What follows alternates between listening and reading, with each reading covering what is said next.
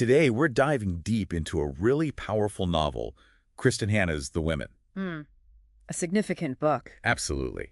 And for anyone wanting to grab a copy after our chat, you can find a link right there in the description below. Good stuff. And this book, it really speaks to something you mentioned, understanding big historical events through individual eyes, right? Gaining knowledge quickly, but, deeply. Exactly, getting those multiple perspectives. Well, The Women does just that for the Vietnam War, focusing on a viewpoint that's, frankly, often overlooked. So let's get into it. The premise is described as, well, powerful, extraordinary, captivating, centering on the women in Vietnam. It starts with McGrath, Frankie. She's a young, kind of sheltered nursing student in California, Coronado Island, back in '65. Right, 1965. Very specific time. And her brother deploys, and then a friend says something that just clicks.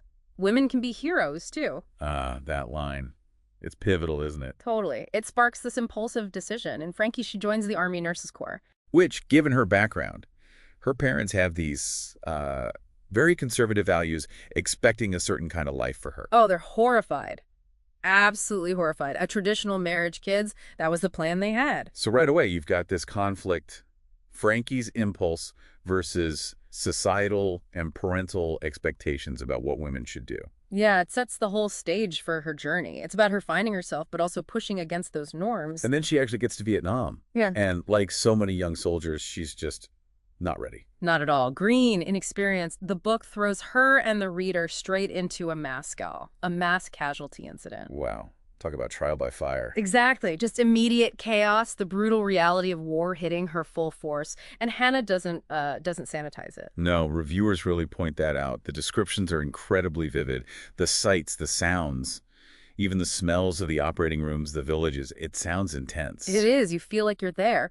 But, and this is important, amidst all that horror, she starts forming these incredibly strong bonds. With the other nurses. Yes, exactly. Finding support, guidance, real camaraderie. It's what helps her cope, helps her become, resolute, committed to comforting the soldiers. So it balances the trauma with that resilience, that connection between the women. Absolutely. That female friendship is a lifeline. It's central to the story. And this focus on the women, it leads to a key insight, something one reviewer even admitted. What was that? That they just never really considered the role of women in Vietnam before reading this book. Yeah. And that's probably true for a lot of people. It highlights a real gap in the popular understanding of the war. We hear about the soldiers, the combat, but the nurses, the support staff. Yeah. Their stories often get pushed aside. They get forgotten, yeah. Or just assumed not to be as central. But their experiences were incredibly intense, crucial. The Women really brings that perspective forward. Okay, so the first part is her time in Vietnam, but the book doesn't end there, right? No, not at all. The second part is crucial. It deals with Frankie's return home. And we know, generally, Vietnam vets faced a really tough homecoming, a hostile public, sometimes. Yeah, the baby killers label, protests.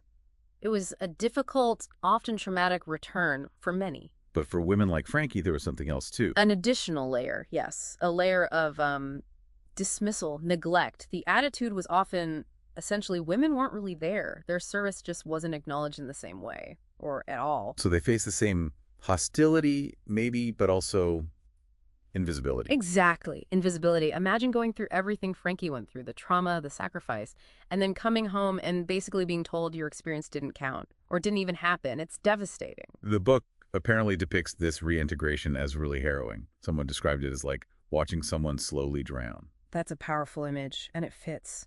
She's grappling with immense psychological trauma, PTSD, though maybe not called that then, but without the recognition or support systems that, well, ideally everyone should have had, but that were especially lacking for women veterans. It sounds incredibly difficult to read, but important. Very.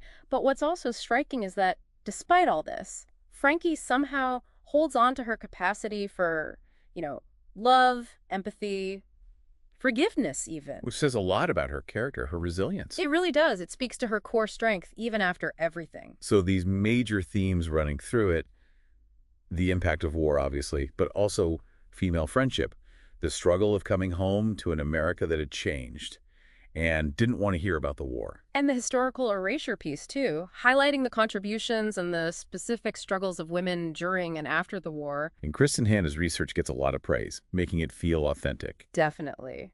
Reviewers mention the detailed research, how vividly she brings the era and the characters to life. It feels grounded. Does it shy away from the uglier parts of the war? Not really, no. It seems to offer a pretty nuanced look. It acknowledges the difficult truths, the crimes committed, the moral complexities.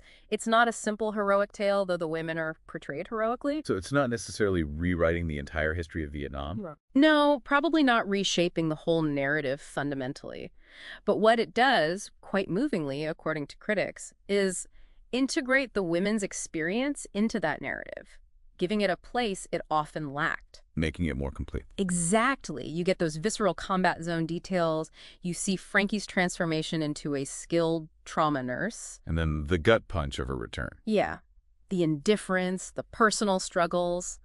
That's a huge focus. It might particularly resonate with readers interested in, well, different angles on the war beyond the frontline combat story. The experiences of non-combat personnel, especially women. And just a quick reminder for everyone listening, if this deep dive is sparking your interest and you want to hear more discussions like this, exploring different facets of stories, do think about subscribing to the Book Nook podcast and maybe leave us a review. Yeah, that really helps us know what you're enjoying and what you want more of. So wrapping up the book itself, some readers mentioned finding the wartime parts totally captivating. Immensely readable, yeah, even with the tough subject matter. But the return home section, well, maybe harder to get through emotionally. Is seen as really powerful. Necessary. It's not easy, but it's a vital part of the story. Some people even wanted more, like what happened to Frankie later, which shows how much they connected with her. That's always a sign of compelling character. Definitely.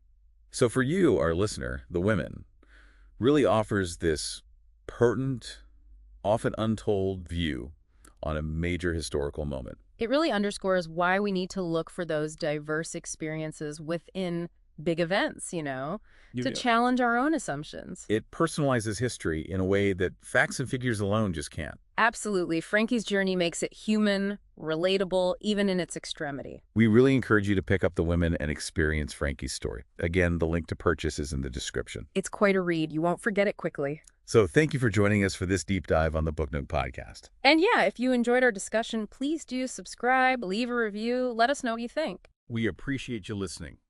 Don't forget that link in the description for your copy of the book. Happy reading?